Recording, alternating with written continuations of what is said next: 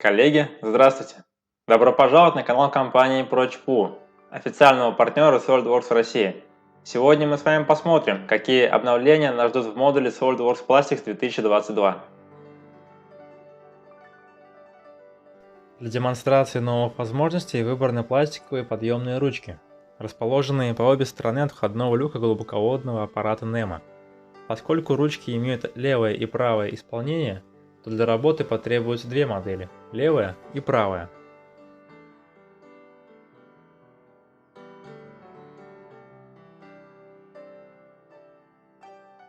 База данных материалов является основой любого процесса моделирования и анализа пластмассовых деталей и литьевых форм. В новой версии SolidWorks Plastics добавлено более 100 новых и обновлено более 1500 наименований материалов. Применение требуемых по характеристикам материалов существенно повышает точность расчета процессов впрыска, подпитки и усадки.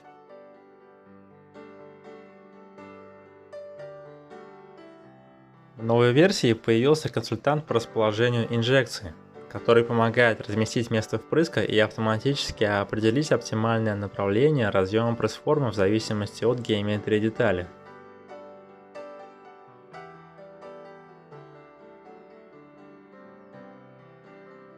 Для рассматриваемой модели используем впрыск, основанный на эскизе.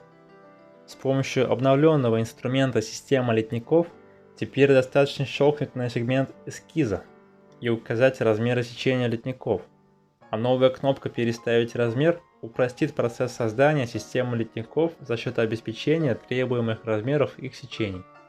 Также теперь нет необходимости определять количество элементов для каждого сегмента.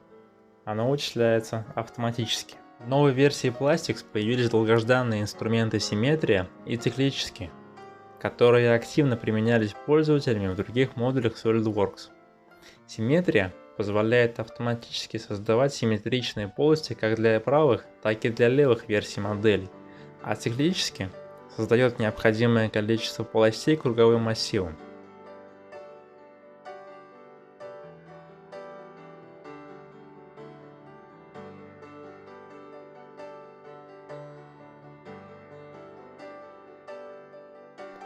Инструменты симметрия и циклически также могут работать с ледниковой системой, которая создана с использованием штатной твердотельной геометрии.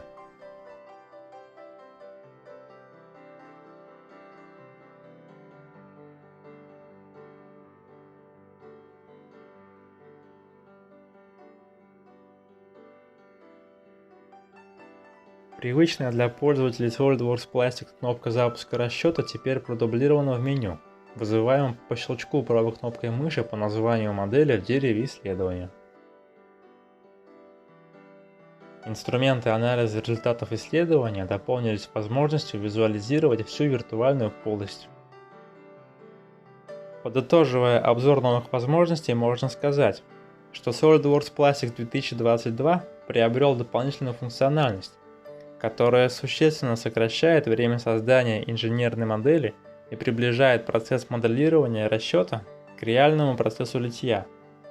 С изменениями в остальных модулях SolidWorks 2022 вы можете ознакомиться на нашем канале.